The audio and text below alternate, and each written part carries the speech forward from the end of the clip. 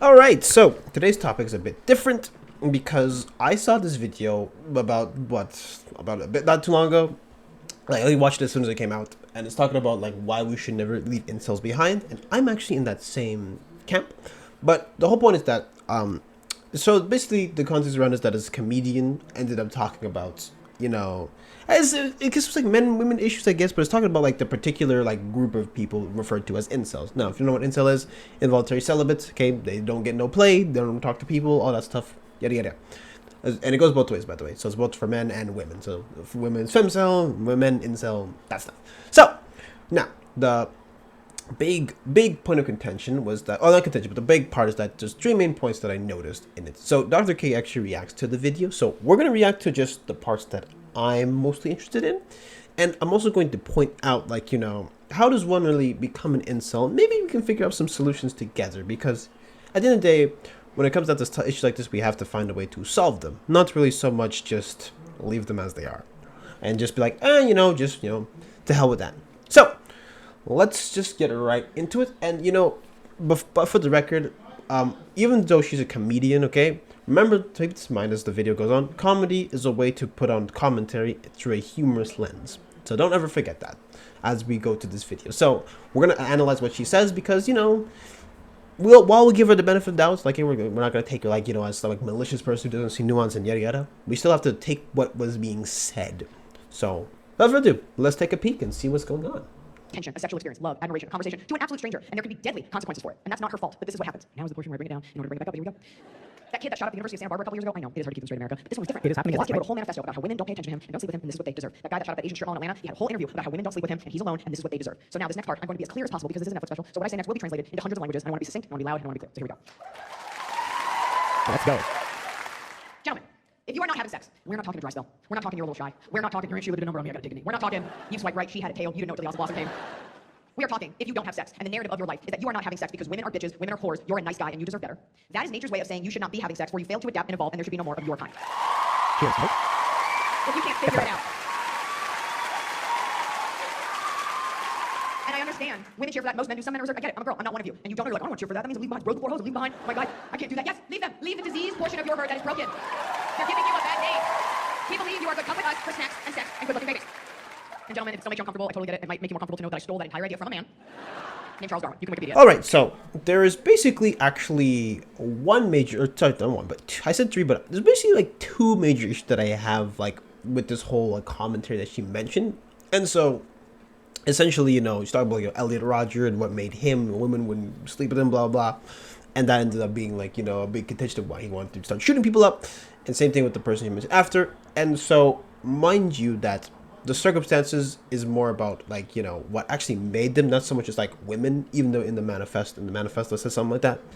But so the biggest point of contention that I have, especially with this one, is like, for all you good men out there, you gotta leave them, like leave these incels behind, like leave these group of people. You just gotta leave them behind and come with us, okay? We'll give you babies and kisses and yada. And so the biggest problem with that is, my question is, when in the history of anything has this been leaving a group of people to themselves, like people who are disadvantaged, leaving it to themselves, being like, well, you gotta figure it out on your own? That's never worked. Because, for example, here, you would never have rehab centers if that was the case. You would never have, rehabilitation, like mental institutes, well, cleaner ones now. You wouldn't have any of that stuff if you're just leaving it behind. Like, imagine, like, you had somebody mentally ill on the street, and you said, well, he has issues, so you just gotta leave him there, You mentally better people, come over here, we'll do that. And so, that's not a very good precedent to send, because what you are essentially doing, okay, is that you're basically telling these people who are already, like, in their own box, oh, these people don't want us, so our ideas can never be challenged, and you're just gonna have to stay, you just gotta live with it, okay? Because, when I hear that, I'm just like, what are you talking about? That doesn't make sense, okay? Because oftentimes, whenever you leave people without, like, connection, or you leave people without, like, what's the word I'm looking for? Like, companionship, I guess. Any from that, they tend to spiral in ways that is, ways that are not ideal. Because, take it this way, right? even the richest person on the planet, they need like everybody else to keep them that way. Because, for example, imagine, okay, we'll just use Elon Musk because that's the first one that came to mind. So imagine Elon Musk, all of his workers just walk out. He makes no money. Now, of course, his total capital assets and stuff is, he's worth as much as he is. But I'm saying, if everybody walks out of Tesla tomorrow, okay, it doesn't make any money and stuff's going to start crashing. Because guess what? The workers really, truly are the ones with the power. Well, at least in some aspects. And so, yeah, even the richest person on the planet needs you in order to function. So when you tell people like, oh, we don't need this group of people, it's just sending a message where it's like, oh, we're just going to stay exactly where we are. We're not going to make any progress, which is not what we need. It's actually less of that. We need less of that because imagine like all you need to give is to give somebody a little bit of connection and they start shaping it up over and over. Now, not everybody is the same, of course. None of us going to do that, but I'm saying at least give people the chance to, change for the better. Because, for instance, right, imagine you just assume, like, in this case here, she's like, idea like single man, not a single man, sorry, gentlemen are like singled out and this and that. It's like, oh, because like, this bad man stuff. It's like, instead of doing that, why don't we just judge people based off of their character instead of judging them off of, she's a man. Or she's a man, so that's a Rush Hour 3 reference. It's like, oh, this is a man, you gotta stay safe. Or this is a woman, gotta stay this way. You know what I mean? Like, instead of having to make people like prove themselves to why they're not a threat to you, okay? Maybe we just look at it as, oh, perhaps we should just judge the person, and if they're not fit to be in our life, then keep them out, okay? And that's how I feel like you should do it, case by case basis, okay? Because you can't really judge people you can't generalize human beings, okay? At least not like personality wise, because people have different needs, okay? Some people are more independent, some people are more dependent, some people need this stuff and that stuff need more attention. It just depends on what it is. And so you should always look at the circumstances of what happens. So I'm actually going to let Dr. K tell you guys what really makes an incel, and we're going to elaborate on how people get there. So let's take a look. Is that these are people, when I work with these people, the one common thread amongst all these people is they are the people who reach out for help, and society says you don't deserve it by virtue of the way that you speak, by virtue of the way that you act. Key point. You are being rejected because you are like seeking out something, but by the way you are, we are not going to accept you. So now that could come in many different ways. For example, well, of course, since we're dealing with incels, we'll do rejection in this case, okay? So imagine you get rejected by a girl or a guy, okay?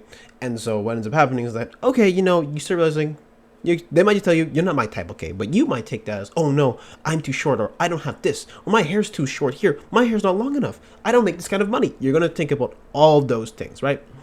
And so what ends up happening is, okay, maybe you want to try again. Okay, that's your way of reaching out for connection, asking people out, okay?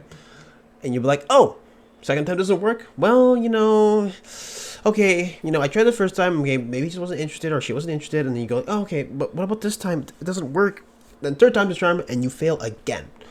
So, on average, okay, what I would tell, what you would probably should take away from that situation, like, okay, maybe, maybe my way of approaching isn't that great. Maybe I can fix some stuff. Maybe I should go out, go to the gym.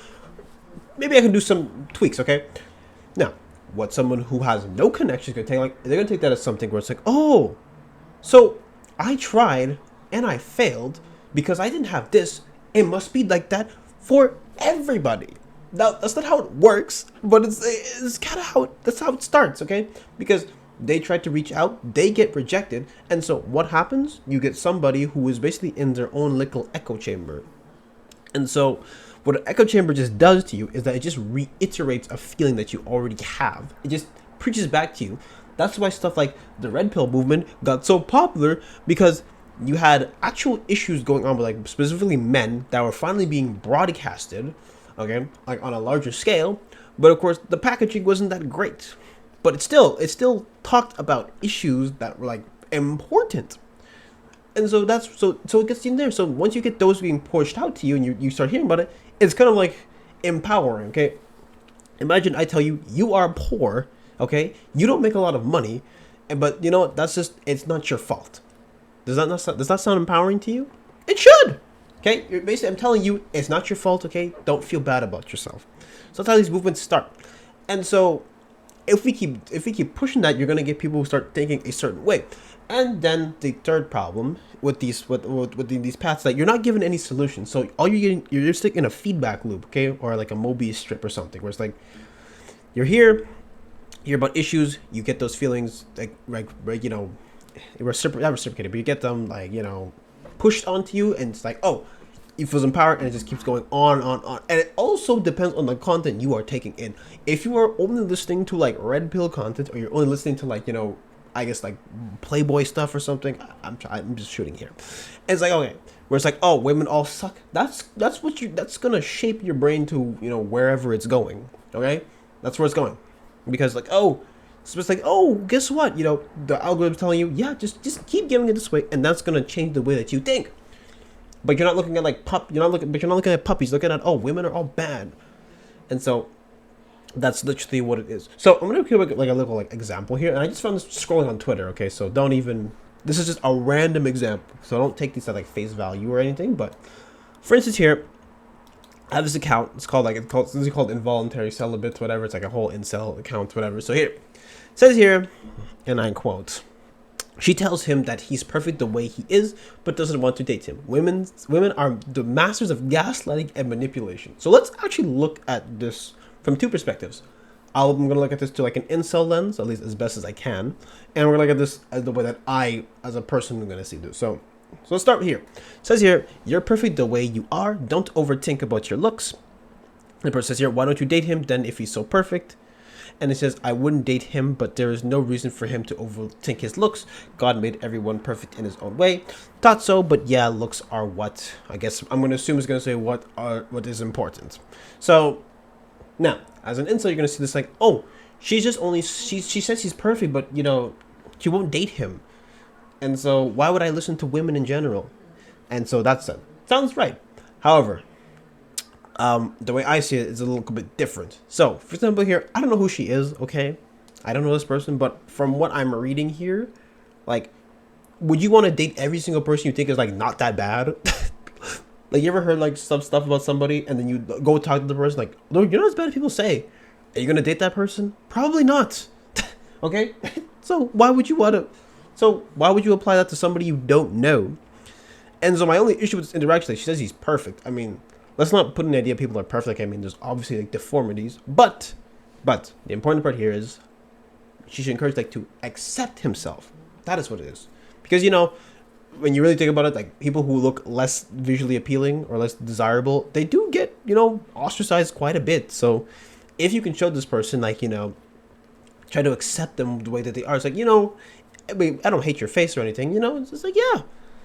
That's what we should be like encouraging. So that's the way I see this interaction. It's like, oh, you know, wording could have been a bit better, but, you know, people aren't perfect, so, but at least it's a step in the right direction, okay? Now, I don't know if this person's, like, virtue signaling or whatnot. We don't know. But I'm just taking the interaction, like, as it is. And, you know, that's what I'd say, too. Like, I mean, it sucks, but you gotta live with what you got. So, that's just me. So, yeah. But anyways, you see how I broke it down way differently compared to, like, how, like, an incel would take it? I tried to take the whole picture into account. Of course, this is a very quick example, but regardless, it's just interesting. And next one here I have, so it says here, women are literally chasing the top 3.9% of men based solely on their height. Okay, and it says here, 49% of women on dating apps filter for 6 foot and up, yet only 3.9% of men in the US are over 6'2". So, what is the problem with this situation, okay? So, it sounds like, if you word it in the way that this account words, like, yeah, you know, women only chase for height, right? But if you look here, it says 49% of women on dating apps filter for 6 foot and up. So when you're in a dating app, all right, you're literally filtering for what exactly you want, okay? And not everybody's on dating apps. And also something about dating apps is that you have like, I don't know what the ratio, I don't remember what the ratio is exactly, but we're just going to go with a hypothetical one here. The one I've heard often is like, you have like 10 women, whoa, wrong one. 10 dudes for 1 woman. So when the ratio is that skewed, it's not that women are going for top 3.9% of men in general. It's like women on dating apps filter very hard because there's such a big pool, and dating apps give you the illusion of options. Like, oh, I have all these options. I'm gonna go and pick this. That's what it is. Okay, at least that's the way of looking at it a bit more critically. So don't take it as women in general. It's like, it also even says here, it only says 40% of women on dating apps. That's what half of them do it. So what about the other half that pick for other stuff like hobbies and stuff? So it's not really so black and white that you can only see it in that way. So like, you see what I mean? Like when you start framing stuff in other ways, it starts looking less, like the way that you thought it was. So I mean, I'm just a dude, but I'm gonna try my best to give you guys some solutions in general that I think that could be helpful. Just life in general, not so much just particularly for like an incel, but just saying, like, just generally speaking. So my biggest thing that I'm actually going to mention is that people need to really, try new things. Okay. So what you'll often notice with like an incel in this case is that they don't experience life that much. They don't go out and do new things. An example here is like, this whole YouTube channel that I'm doing right now is literally like me just trying something different from the status quo. Like right now, I could be in my bed just scrolling or watching videos or just playing games. But no, I'm sitting here and I say, you know what? I want to talk to some people online. I want to just, have some fun. I just want to discuss stuff because it's actually fun. And guess what? Me doing this stuff actually helps me think in a new way. Because for example, when I want to tackle a video, I have particular steps I have to do. I have to, like analysis. I have to go back and redo stuff. I have to go back and research. Like, it really helps. Okay, that's just for me only. And I know some people like go to the gym and go to therapy stuff like that's all great, but you should be going for the intent purpose of like I have stuff like I want to like improve on my life, whatever, and I want to open like new doors for myself because you never know what will happen if you open doors. You know what I mean? Like, it's great. Like you have to. That's what you have to look at because you can't just do that sort of thing. And so that's my biggest solution. Okay, I said I had more than one, but that's actually, that one kind of like encompasses really what I should go out and experience life for what it is. Go out and see new things. Okay, don't just sit in the corner and just read incel forums all day, or read this forum all day, or read men hating forums all day. Just go out and see the world for yourself. Okay, that's what I recommend. And so the whole like reason why I'm making this video is because like I hate the idea of generally hate the idea of like we should leave like incels behind. Like, no, because what is like the most dangerous person ever is someone who believes they have nothing to lose. Why? Because that way they believe that there's nothing left for them, and so guess what's gonna happen? I'm gonna just shoot up a school, or I'm going to start taking drugs, or I'm going to start going down this way. And so when you start ostracizing, leaving people behind, you're just making more of the same problem that you want to get rid of.